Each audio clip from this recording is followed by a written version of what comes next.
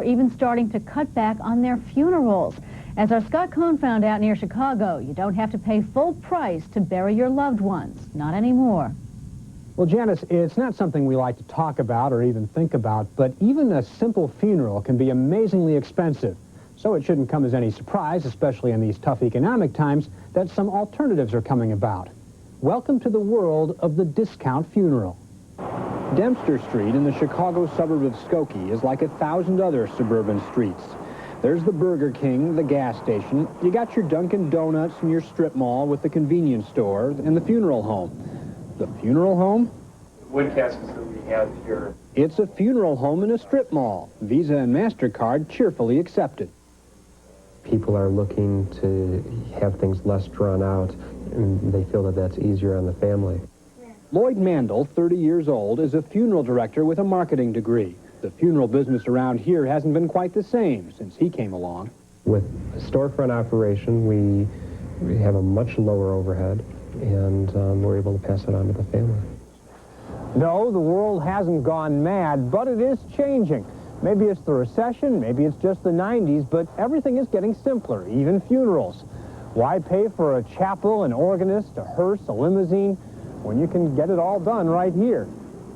By keeping his overhead down and pushing graveside funerals, Mandel claims he can beat his competitors' prices by at least $1,000, a figure that his competitors dispute, but that Mandel trumpets relentlessly.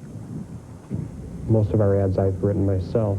Ads like this one, which really got the competition mad, with a widow who did some comparison shopping when it came time to bury her husband. Mandel handles mostly Jewish funerals. In fact, he used to work for one of the 2 Jewish funeral homes that dominated the business here and made Chicago ripe for an alternative.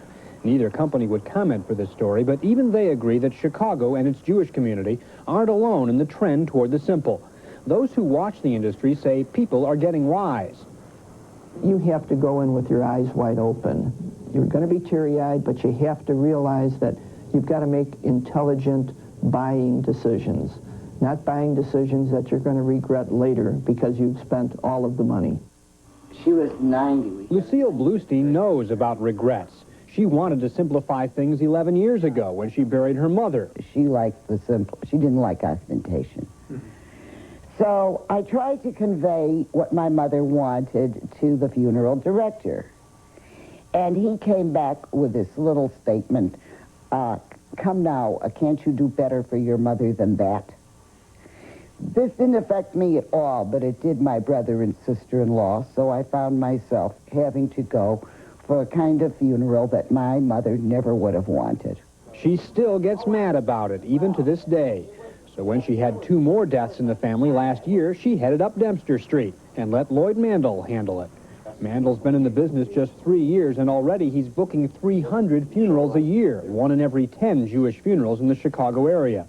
And he's starting to look to the future. Maybe more strip mall funeral homes. Maybe a whole chain of them.